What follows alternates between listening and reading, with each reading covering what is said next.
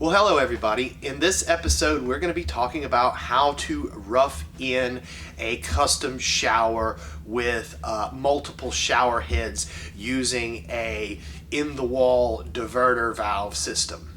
So let's go take a look. This is the basic design for one of our custom showers. This shower actually has 3 different types of shower heads. We've got your basic shower head that pretty much all of them have, and then directly above me it's going to have a rain head, and then as you can see these blue stub outs are going to be for 4 body sprays. But before we get too far along, let's start at the beginning of this.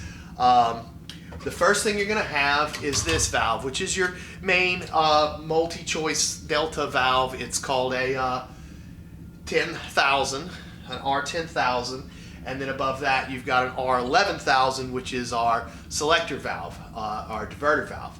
But the delta valve here, as you can see, this white is representing our cold line and this red is representing our hot line.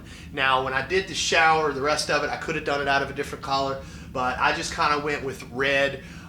It might be a little confusing, but we're going to walk through it. So your delta valve here, they call it the multi-choice because you could put different cartridges in here. You can put the standard cartridge, which when the trim was on here, there'd be a handle, and it would just go cold to hot. And it just kind of be wide open. There's no real controlling. It's not like a gate valve that you can gradually open. The other valve cartridge that could go in here is called a thermostatic valve cartridge. And it does have a main on valve, and then it's got a little smaller valve in the middle, which you use to set the temperature. The neat thing about a thermostatic valve is once you get the temperature set where you want it, you just leave it alone. You don't touch it, and you basically just turn your shower on, and when the water gets to, hot water gets to you, you just jump in it, and you just leave it where it is. You're not going to mess with it, unless you've got other people using the shower, and then they might back off or turn it up a little bit more. Now, this is just a shower.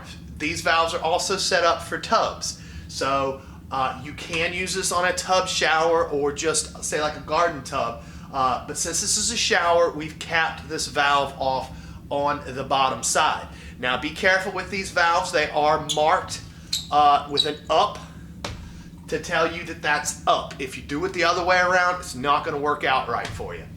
So no tub, so we've capped it off. And then we got our cold and our hot coming in.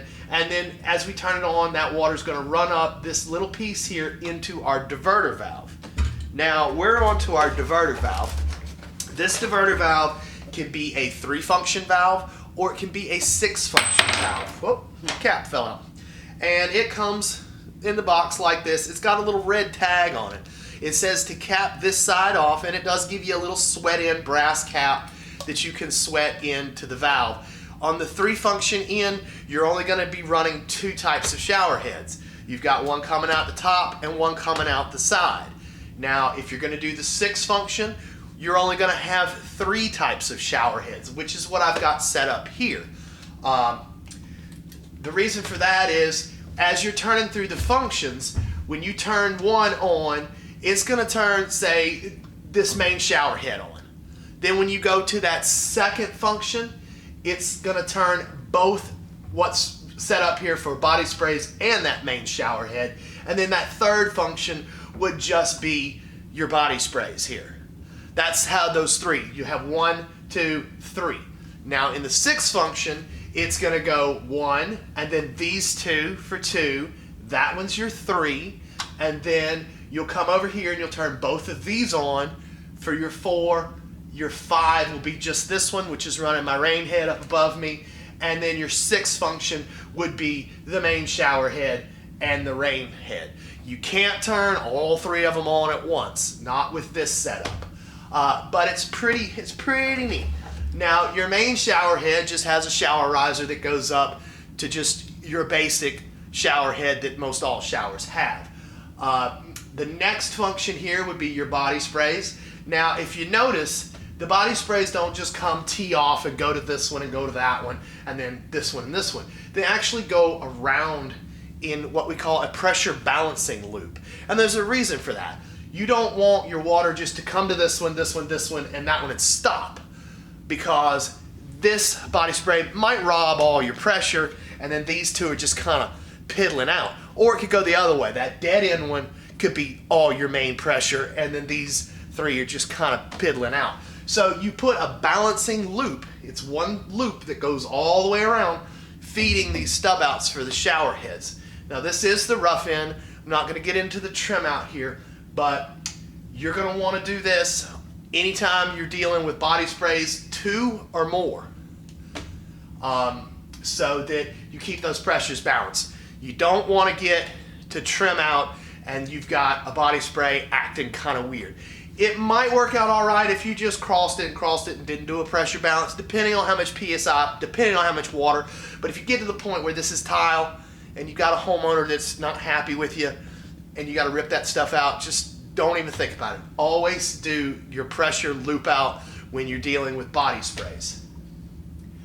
The other one we've got is a rain head, which is directly above me, which is something I forgot to talk about when we got started here. Whenever you're centering these valves up, whenever you're trying to figure out where it needs to go on these boards, you're going to center off the drain of the shower.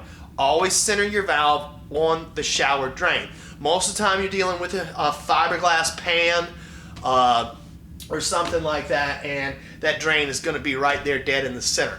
Always line your valves up with your drain, your shower head, your main shower head at the top with the drain, and if you've got a rain head, you want that pretty much directly over the drain, unless you're dealing with a strained shower pan that has like a corner drain or something, then you're just going to kind of center on the pan itself. But that'll ensure that everything looks good at trim out. That's pretty much the basics of it. There are other features you could do. Instead of having a rain head up here, you could put a wall mount 90 there, and you could have a handheld little shower sprayer, which is a popular one too. Now some of our builders, this setup can be a little bit more pricey because we go through so many of these delta valves, just your basic delta valves, that it's cheaper to buy these than it is to buy your diverter valve. So you might see a house where somebody has 2 valves, or I've seen showers that were so big they had 4 valves there. That also helps with your flow rate when you're trying to keep your flow rates up, because these valves can kind of restrict a little bit. I'm not a big fan of it because it's kind of like you got to set the temperature on each one, but if you have the thermostatic valves, you set it to that temperature and you should be good if you turn all 2 or 4 of those things on. But it's a pretty neat design. Think about it when you're laying it out, and that way you'll have a nice location when you get to trim out. But that's pretty much it when it comes to roughing in these special valves on a custom shower. Thanks, guys.